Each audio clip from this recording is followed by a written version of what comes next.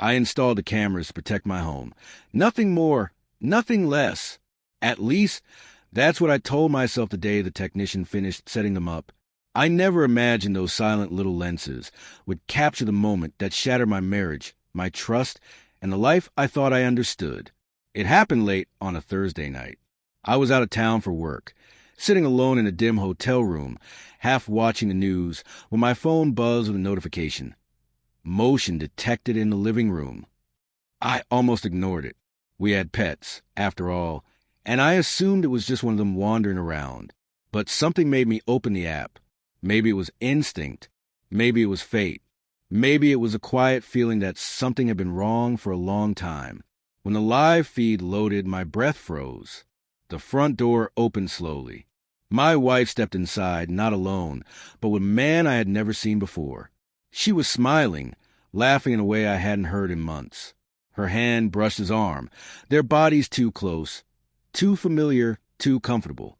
I felt my chest tighten as a cold wave washed over me. Every fear I had ignored, every doubt I had buried, came alive in a single moment. And as I watched them move deeper into the house I built, the home we shared, I realized something brutal. The cameras I installed for protection had just exposed a betrayal I never saw coming. When I first met Emily, she was the kind of woman who walked into a room and made everyone pause. Not because she was loud or demanding attention, but because she carried a calm, effortless charm. She laughed easily, spoke softly, and made ordinary moments feel meaningful. I fell for her quickly, the way people fall for sunsets or quiet music, without even noticing it was happening.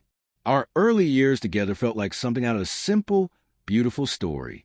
We cooked dinners in our tiny apartment, went on long night drives just to talk, and built a relationship on inside jokes, shared dreams, and the belief that love alone could withstand anything life threw at us. For a long time, it did. Marriage, at first, felt like an extension of that comfort. We had routines that felt safe, traditions that made life warm, and a bond that seemed unshakable. We supported each other through job changes, financial strain, and the uncertainty of adulthood. She was my partner, my confidant, my reason to push through difficult days. But slowly, almost invisibly, small cracks appeared. She started staying late at work more often. Weekends that used to be ours became filled with vague plans or sudden errands she couldn't explain. She became guarded with her phone, laughing at messages she claimed were from co-workers. Her warmth turned into distraction, her affection into routine gestures that carried no real emotion. I told myself every couple went through phases. I told myself she was stressed. I told myself not to read too much into the little things. But the truth is, we often see the signs long before we're ready to accept them. Our marriage didn't break suddenly. It eroded quietly, like waves wearing down stone, until the person I once knew felt more like a memory than a partner. And yet, even then, I still believed we could find our way back. I didn't know that her choices had already taken us far past the point of return. The truth is, I didn't install the cameras because I suspected her. Not at first.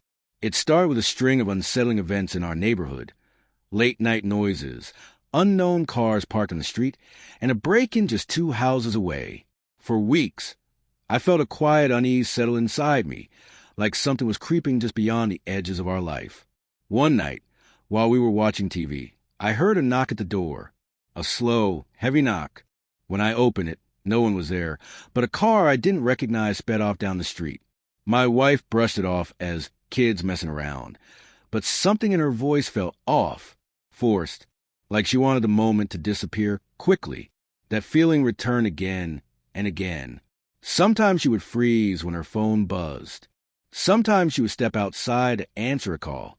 Sometimes she would come home late, claiming traffic or errands that made no sense. Still, I didn't want to believe anything bad about her. Love makes you blind in ways you can't explain. So I told her I wanted cameras for safety, but the moment I said it, her reaction was strange, too strong. She snapped, "Why don't you trust me?" I hadn't even implied anything about her, but she insisted it wasn't necessary, almost angry at the idea. That was the moment something inside me whispered that something was wrong. I couldn't explain it, but my instincts were louder than her words. And so, despite her protests, I installed the cameras. For protection, for peace of mind, for the truth I didn't know I was about to uncover. It was supposed to be a simple business trip. 2 nights away, a quick conference, and then back home. I remember sitting in my hotel room, staring at the dull beige walls, wishing I were anywhere else. I missed my bed, my dog, even the familiar creak of our hallway floorboards. Around 11:47 p.m., just as I was about to turn off the TV, my phone buzzed with a notification. Motion detected. Living room camera. I assumed it was a cat. I almost ignored it. But something, call it instinct, call it fear, made me swipe open the app. The screen loaded slowly, as if the world wanted to give me one last peaceful second before everything fell apart. Then the video appeared. The front door opened. My wife stepped inside, and she wasn't alone. She didn't look tired from work. She didn't look stressed from errands. She looked alive in a way she hadn't seemed in months, smiling, glowing, laughing. The man behind her carried a bottle of wine. She touched his arm like she had touched mine years ago, when we were new and in love. She whispered something, and he pressed his hand against her lower back, guiding her inside. My heart slammed against my ribs. She had never brought friends home at this hour. She had never looked at me the way she was looking at him. I watched in frozen silence as they sat on the couch, pouring wine, getting closer, their bodies leaning into each other with familiarity that ripped through me like a knife. Then she stood up, took his hand, and led him down the hallway, toward our bedroom. Our bed, our memories. The screen went dark as the camera auto-switched angles. But I didn't need to see anymore. In that single moment, the world I thought I knew ended, and something cold, quiet, and unbreakable formed inside me. Not rage, not revenge. Clarity. For a long moment, I couldn't move. I stared at the screen, my hand frozen around the phone, my breath caught somewhere between my throat and my chest. It felt like the air had been knocked out of me, not by a punch, but by a truth so sharp it cut straight to the bone. My wife, my partner, the person I trusted more than anyone, in our home, in our bed, with someone else. A wave of nausea rolled through me, leaving my body trembling. I sank onto the edge of the hotel bed, gripping my forehead as if I could somehow hold myself together. But the pain didn't stay gentle. It came crashing in, brutal and relentless. First came the disbelief, a desperate, fragile hope that maybe I'd misunderstood. Maybe it wasn't what it looked like. Maybe it was innocent. But the images replayed in my mind, crushing every excuse I tried to create. Then came the heartbreak, the real physical kind. My chest tightened until I could barely breathe, and tears I didn't even feel forming streamed down my face. It was the kind of grief that made the world feel distant and hollow. Then came the anger, slow, icy, and terrifying in its calmness. She had lied. Not once, not twice, but for months. The late nights, the excuses, the strange behavior. It all made sense now, but that only made it hurt more. I wanted to call her. I wanted to scream. I wanted to demand answers. But something held me back. Something clear, steady, and painfully rational. Confrontation wouldn't fix anything. Emotion wouldn't help me. Not now. I wiped my face, closed the camera app, and whispered to myself, "Not like this. Not yet." The next morning, the world felt strangely quiet, as if everything around me was holding its breath. I hadn't slept. I hadn't eaten. My body felt heavy, but my mind was sharp in a way I had never experienced before. Pain had turned into focus. If I confronted her without proof, she would twist the story, cry, gaslight, deny everything. I knew it. She had done it before over smaller things. But this time it was different. This time I needed the truth in my hands, solid, undeniable, unbreakable. So I opened the camera app again, not to torture myself, but to document everything. I downloaded every clip, every timestamp, every angle that showed her with him. Then I moved to her laptop, the one she forgot to sign out of last week. I opened her messaging app, and there it was, a long thread of conversations with the same man from the camera footage. Messages full of things she never said to me anymore. Inside jokes, plans, dates, nights she claimed she was working late. Each message felt like another knife, but I kept reading. I had to. The truth mattered more than my comfort now. I took screenshots, hundreds of them, saving each one to a secure drive. Then I dug deeper. Receipts, hotel bookings, payments made on days she told me she was helping a friend, a restaurant bill for two on our anniversary night. The story pieced itself together, clearer and uglier with every click. They weren't just having an affair. They were planning things, future things. I felt a tremor in my hands, but not from fear, from resolve. This wasn't just betrayal. It was a long, calculated deception. And now I had proof, enough to end the lies, enough to protect myself, enough to change everything. By the time I returned home from the trip, I was no longer the same man who had left 2 days earlier. Something inside me had shifted, a quiet strength replacing confusion, a steady resolve replacing the pain. I walked into the house as if nothing was wrong. She greeted me with a forced smile, the kind that didn't reach her eyes. Her hug felt hollow, almost uncomfortable, like she wasn't sure how close to stand anymore. But I stayed calm, calmer than I had any right to be. For the next few days, I observed her carefully. She lied effortlessly. Where she was going, who she was meeting, why she was late. Every excuse sounded rehearsed, shallow, fragile. Each lie only solidified one truth. She had no idea I knew, and that gave me power she couldn't see. On the third morning, I made my move. I sat down across from her with a seriousness she instantly noticed. "I think we should talk to someone," I said quietly. "Maybe a financial advisor or even a lawyer. Just to review our assets." Her face went pale. She shook her head quickly, stumbling over her words. No, that's not necessary. Why would we do that? Everything is fine." But everything wasn't fine, and her panic told me more than any confession ever could.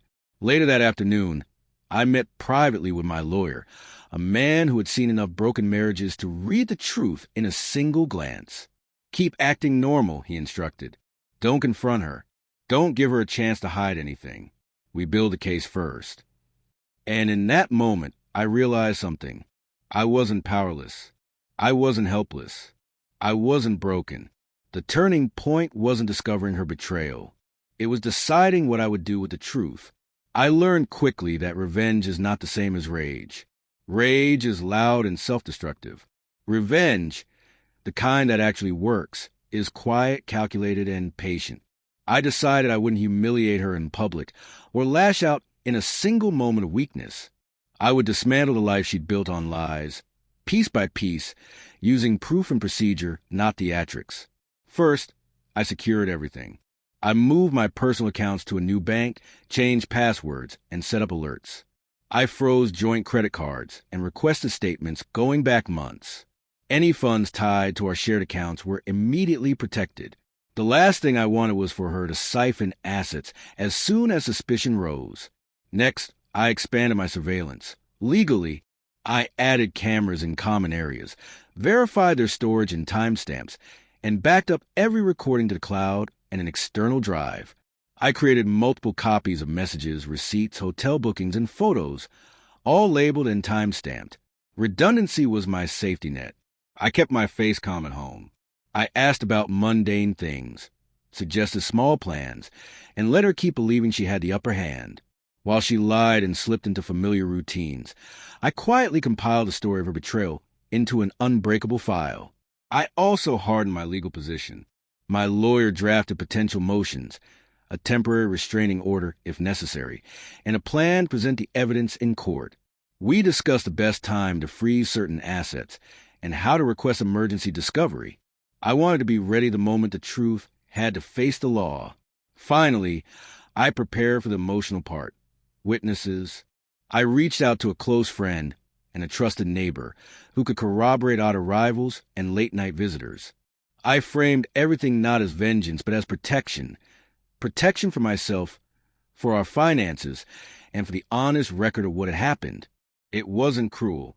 It was deliberate. And when the moment came to act, she would realize too late that the cameras didn't just capture her betrayal. They captured the evidence that would bring it to light. The confrontation didn't happen the way you see in movies. No shouting match, no dishes thrown, no dramatic confessions. It began with a knock on her office door. At exactly 2:15 p.m., while she was in the middle of a work meeting, a process server handed her a thick envelope with my name on it. Divorce papers. Served cold. Served legally. Served with every piece of evidence attached. Within minutes, my phone lit up with calls from her. 10, 20, then 30. I didn't answer a single one.